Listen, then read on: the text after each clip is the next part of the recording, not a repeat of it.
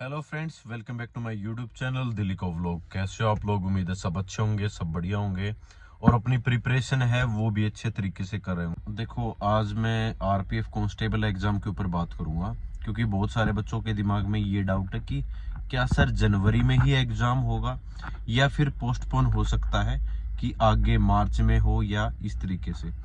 देखो, जो आपकी पहले डेट आई थी वो आई थी 8 जनवरी, आप लोगों को पता भी है। उसके बाद जो दूसरी डेट है, ठीक है, वो अभी तक क्लियर नहीं हो पाई है। तो अभी तक हम यही मान कर चलेंगे कि 8 जनवरी या फिर अगर कुछ दिन आगे बढ़ सकते हैं तो 12 जनवरी या 15 जनवरी तक आपकी जो एग्जाम डेट है वो जा सकती है। मतलब आपका जो एग्जाम है वो जनवरी महीने में होना, ठीक है, लगभग फिक्स है कि 99% ये मान के चलो कि आपका जो एग्जाम है वो जनवरी में ही होगा और 12 जनवरी या 15 जनवरी के आसपास ही होगा।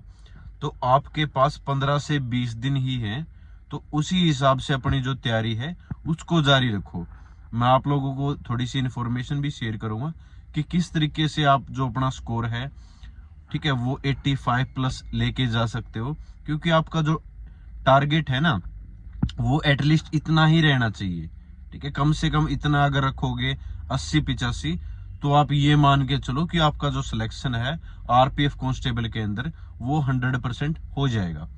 आपने आरपीएफ सब इंस्पेक्टर का भी एग्जाम देखा होगा, वो थोड़ा सा ना कैलकुलेटिव आया हुआ था कि उसमें बच्चों का ना टाइम ज्यादा लग रहा था, या रीजनिंग हो या फिर आपका मैथ हो, तो थोड़ा सा कैलकुलेटिव ही था।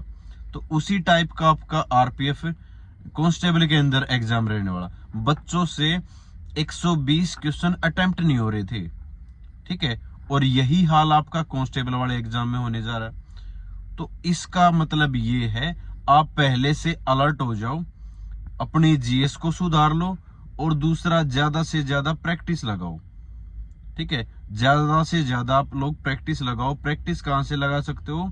टेक्स्ट बुक की एप्लीकेशन है, ठीक है, यहाँ पर अभी फिर से दोबारा से ऑफर आने वाला है, ठीक है, और मेरा अगर कूपन कोड यूज करोगे NARWL तो आपको 12% का अलग से एक्स्ट्रा ऑफ भी मिल जाएगा। तो यहाँ से आप ज्यादा से ज्यादा प्रैक्टिस करो। जो लेवल यहाँ पर रहता है टेक्स्ट बुक के अंदर रहता है, वही लेवल आपका फाइनल एग्जाम के अंदर भी रहता है। तो कोशिश करो कि आप ज्यादा से ज्यादा मॉक लगा पाओ इस टाइम पीरियड के अंदर, कि 15 से 20 दिन का टाइम पीरियड है, इसमें आप ज्यादा से ज्यादा मॉक लगाओ, ठीक है। मॉक लगाने से फायदा ये होगा कि जो भी नए क्वेश्चन है ना आपके, करंट अफेयर के हों या जीएस के हों, वो क्वेश्चन आपके कवर हो जाएंगे, ठीक है। और आपको मैथ के अंदर पता चल जाएगा किस चैप्टर के अंदर, किस यूनिट के अंदर आपका स्कोर है वो नहीं बन रहा, ठीक है, उसको आप थोड़ा सा स्ट्रॉन्ग कर सकते हो। और रीजनिंग की आपकी प्रैक्टिस है वो मॉक सही हो जाएगी, ठीक है। आरपीएफ सब इंस्पेक्टर के एग्जाम में देखा होगा कि जो आपका जीएस के अंदर स्टैटिक जीके वाला पोर्शन है, ज्यादातर क्वेश्चन वहीं से पूछे जा रहे थे। तो अपनी स्टैटिक जीके को थोड़ा सा इंप्रूव करो। उसके लिए एएसओ पब्लिकेशन की रामबाण बुक है, वो आप फॉलो कर सकते हो। प्रीवियस ईयर के लिए किरण के जो क्वेश्चन हैं वो लगा सकते हो आप लोग, ठीक है। तो प्रीवियस ईयर किरण से कर लो, स्टैटिक जीके एएसओ पब्लिकेशन की रामबाण है या पिनेकल बुक है, वहां से कवर कर लो, ठीक है। और जो आपका करंट अफेयर है उसको आप रिवाइज करो। आपके पास ये मान लो कि 8 से 10 महीनों की एटलीस्ट करंट अफेयर हो, ठीक है। जो अभी 4-5 महीने की करंट अफेयर करके बैठे, थोड़ा सा और 2-4 महीनों की और भी कर लो, ठीक है। ये मान लो कि आप 2024 का तो एटलीस्ट पूरे साल की करंट अफेयर हो आपके पास, ठीक है। उस हिसाब से अपनी जो तैयारी है वो जारी रखो। और अपना जो टारगेट है ना वो कम से कम ये मान के चलो कि 80 तो एटलीस्ट एग्जाम में लेके आओ, ठीक है। उसके बिना काम नहीं चलेगा भाई। अगर आप 70 क्वेश्चन करके आ रहे हो फिर ये पूछ रहे हो कि सर हमारा सिलेक्शन होगा या नहीं होगा, उसका कोई फायदा नहीं है, ठीक है। तो एटलीस्ट 80-85 तो आप करके आओ। और नेगेटिव मार्किंग है इसके अंदर, आप लोगों को पता है कि नेगेटिव मार्किंग है। तो ये मत सोचो कि ज्यादा से ज्यादा अटेम्प्ट करने हैं या मेरे को 100 का टारगेट लेके चलना है। अगर आपके दिमाग में 100 का टारगेट चलेगा ना और आप 112-108 क्वेश्चन अटेम्प्ट कराओगे, तो उसमें से बहुत सारे क्वेश्चन आपके गलत हो जाएंगे।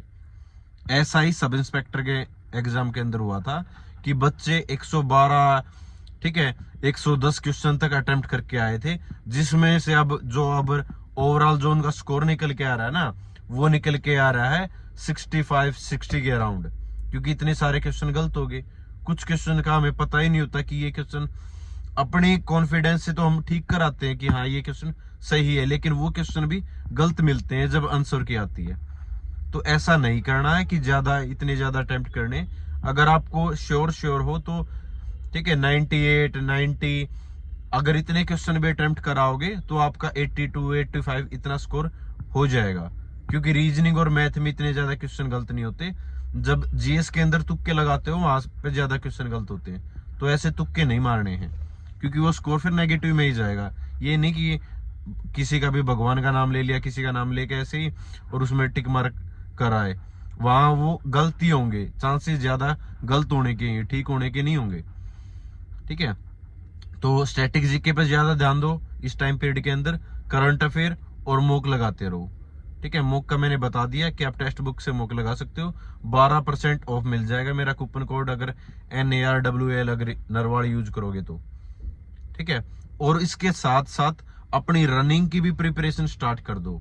रनिंग का मतलब ये नहीं कि आप सुबह शाम दौड़ने लग जाओ। रनिंग का मतलब ये है, अगर आप पैदल भी मूवमेंट करोगे या हल्के फुल्के भी 2 किलोमीटर या 3 किलोमीटर भी अगर जाके आओगे ना, तब आपका एक रूटीन हाँ सेट हो जाएगा। और एग्जाम के बाद, ये एग्जाम 2 से 3 महीने चलने वाले हैं, और एग्जाम के बाद जब भी आपका फिजिकल होगा, महीने बाद या 15 दिन बाद, तो आप फिजिकल निकाल पाओगे।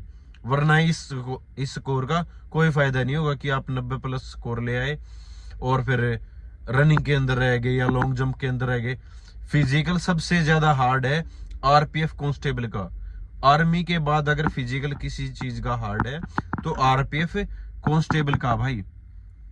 तो अगर आपको सिलेक्शन लेना, अगर आपका 75 भी स्कोर आ गया ना, और अगर आपने लिस्ट के अंदर नाम आ गया और अगर आपने फिजिकल निकाल दिया, तो आप ये मान के चलो कि आपका सिलेक्शन है वो 100% हो गया।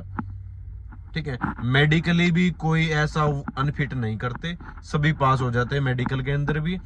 फिजिकल आपको निकालना पड़ेगा भाई।